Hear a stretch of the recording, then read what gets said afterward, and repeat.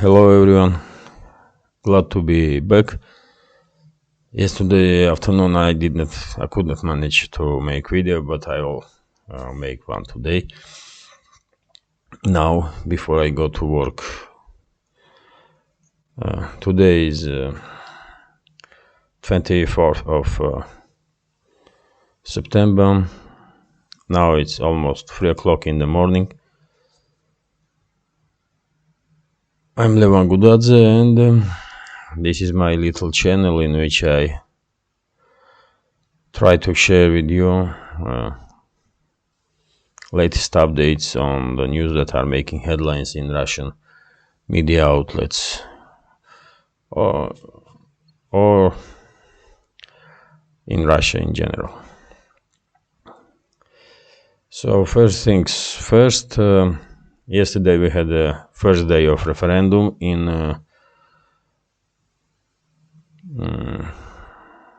eastern Ukraine, in DPR, that's Donetsk People's Republic, in LPR, that's Lugansk People's Republic, in Zaporozhye and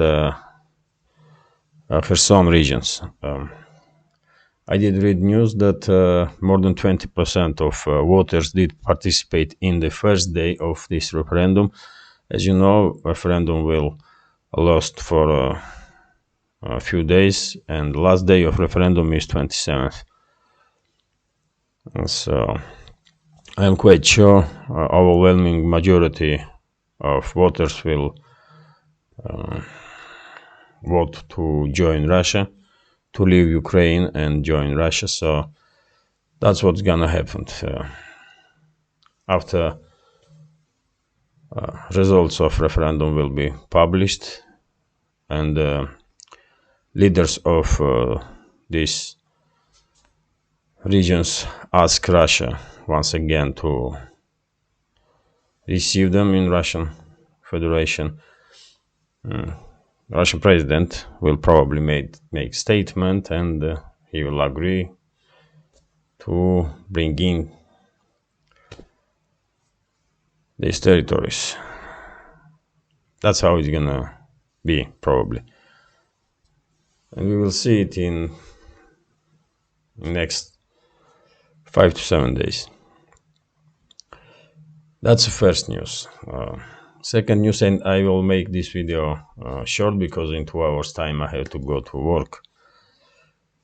So I have, I have to make this video short and then upload as fast as I can. So, and sorry if I didn't manage to answer your comments during the day. I mean daytime here. But in the afternoon, somewhere around 6 o'clock by Moscow time, I will back home, and then I will have time to engage in comment sections. I will make this video short, and I will talk about few more topics about protests against partial mobilization, about mobilization itself. What else, man? Maybe a few words about economical situation. So let's start, man. About protests, I did see questions in the comment section about protests, and there were some protests in Russia, particularly in big cities like Moscow, St. Petersburg. Few hundred people did participate in these protests, mainly youngsters, young people who will not be mobilized anyway, most of them. Even though I did see some news that some of these protesters did receive,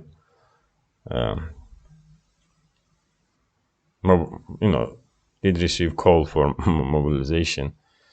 That's irony. Yeah. irony of life. Uh, so there were some small protests. Few hundred people were arrested, and I'm talking about 2 days ago. Yesterday there was no protests anyway. If I'm, you know, if I'm not mistaken, a few hundred people were arrested for a few hours, then released, and that's it really.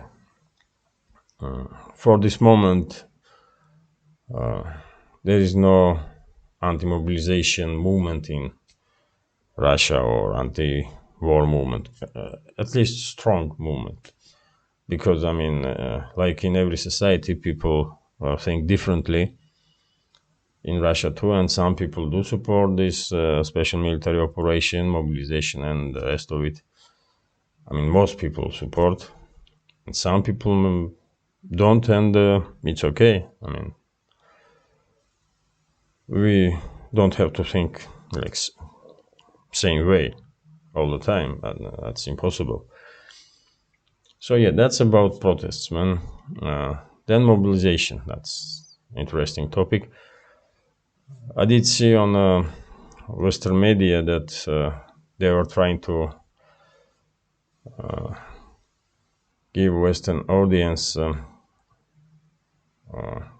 propagandize the Western audience and give them a picture that there's some panic in Russia and people are running from Russia in like in hurry, you know.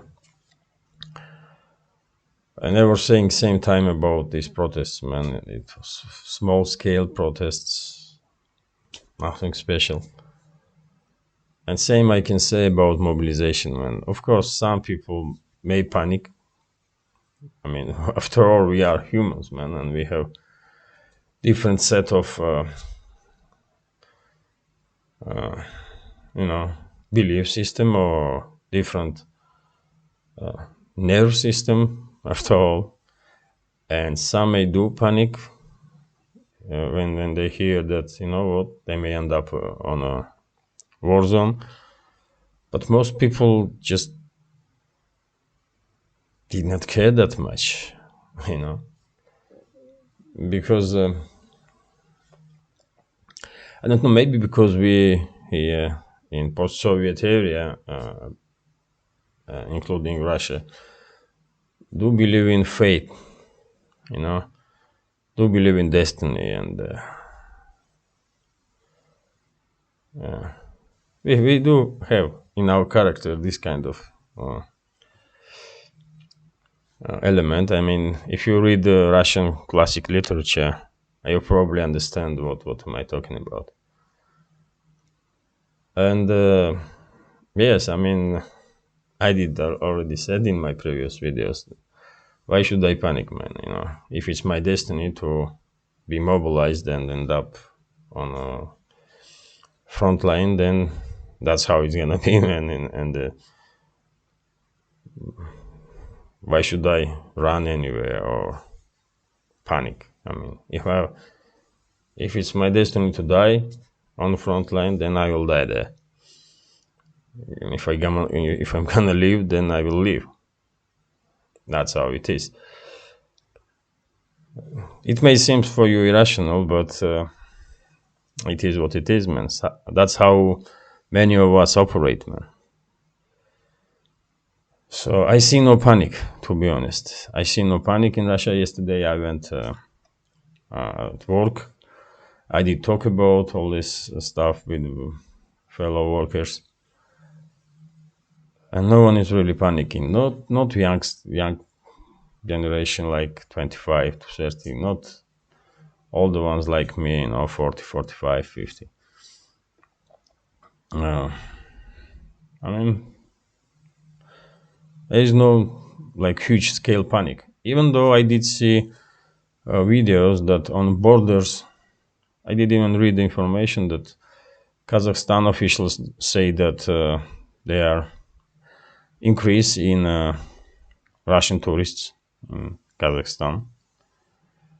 Same we can say about Georgia, that it's a huge queue on Georgian border, and many people are trying to go there. I even see videos from borderline with Mongolia, not far east, with like kilometers of queue of cars. People were trying to go to Mongolia.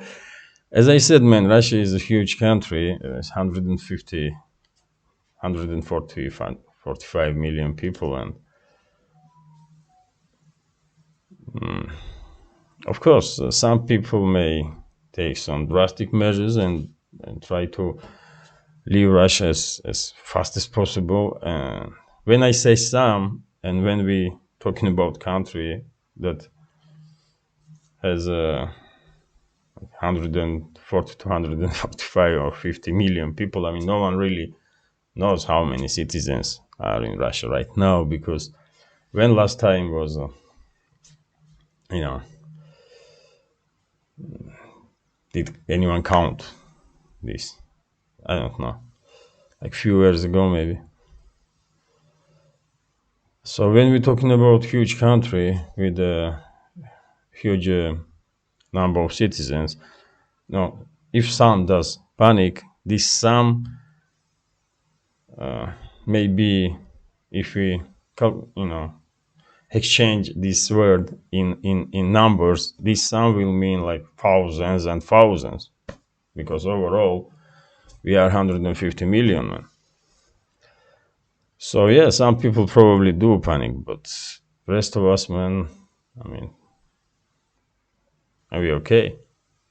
There's no reason to panic and go crazy about this mobilization and stuff. I have more interesting news about mobilization, that there are some rumors in Russia that 300,000 will be mobilized on the first wave. But overall, under mobilization will be called to join army somewhere around a million to million 200,000 reservists.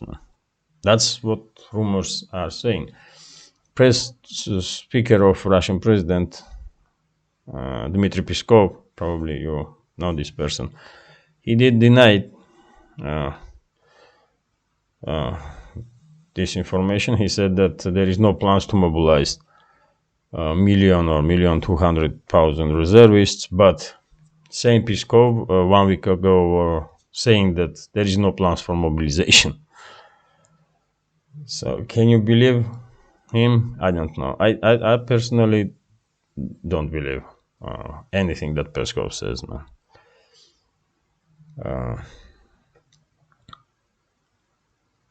No, he has that kind of job, man. He's allowed to say what he's allowed to say, and that's it.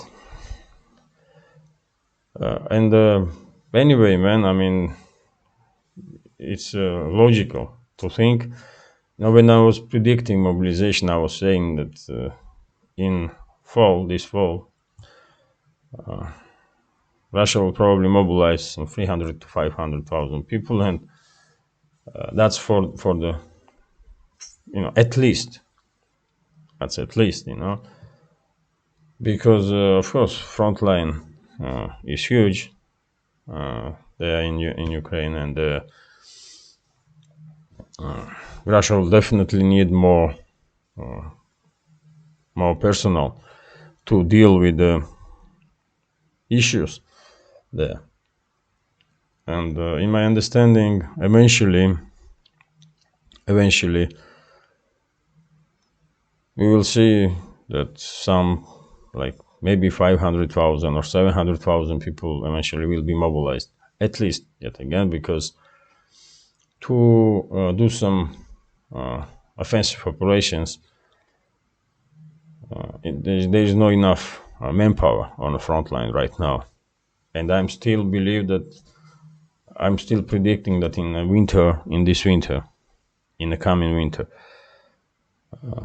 Russia will go on offensive. And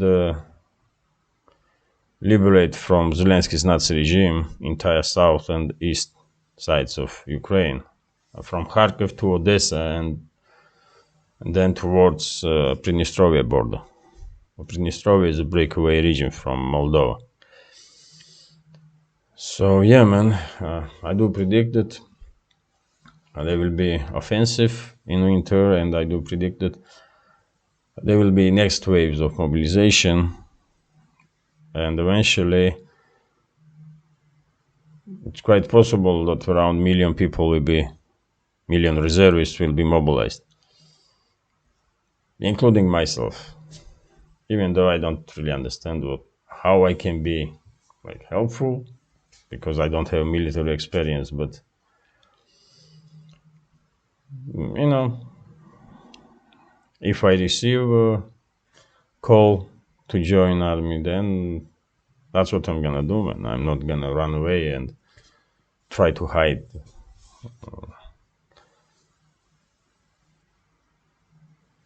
You know, after all, my grandfather was fighting in Second World War against Nazi Germans and rest of the Europe that joined Germans in that war. Many people don't realize that on Nazi Germany's side there were some tens of divisions of Nazis from almost all countries of Europe, from Norway to Italy, you know. And it seems like now on Ukraine we have Nazis and Nazi-like animals from all over the Western world again. So we will fight them and we will take care of them. That's for sure. One way or another. That's how it's gonna be. So yeah, man, I did want to talk about these few topics about this referendum. I did say that first day went quite all right. I mean, more than 20% of voters did participate in referendums. Protest movement is, I mean, non-existent for this time. I mean, there were some little protests against war and against mobilization, but I mean, you can see it on videos, man. Like small crowds of youngsters are chanting something. And I mean, it's their right, man. They should ask permission to do some actions. I mean, to do some protests, and probably they will, Moscow Maria or St. Petersburg's Maria or Maria of other cities will give them some territory somewhere to go there and protest. And there will be no arrests then. But these people decide to just, without sanction, go in the city centers and start making these noises, and they were arrested. But still, I do agree that people have rights to protest, and these people all are free now. They were just removed from that particular place, and after a few hours, usually that's what happens, man. After a few hours, they are released, man. And that's happened in this case too. Only difference is, I mean, if someone starts fighting with police and do some damage to anything or anyone, then they may end up in trouble, really. But if they do nothing crazy, then in a few hours' time they are released. That's what usually happens. I did talk about that topic. I did talk about mobilization in general. Some people do panic probably because I do see on videos, on Telegram channels, these queues on the borders, and there are some pictures from airports, stuff like that. But in general, as I said, man, I'm living in Podmoskovia region. I mean, you can say suburbs of Moscow,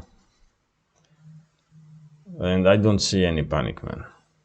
And in economical terms, everything is like Like it was, man. Nothing did change. Russian ruble even gained some strength in the last few days, man. It's strange, but that's what happened. Yesterday afternoon, I did check. I mean, $1 was 58 rubles. So, you know, in economical terms, everything is all right. At least it seems like.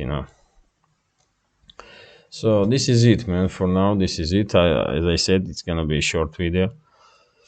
Have a nice day and take care. Bye.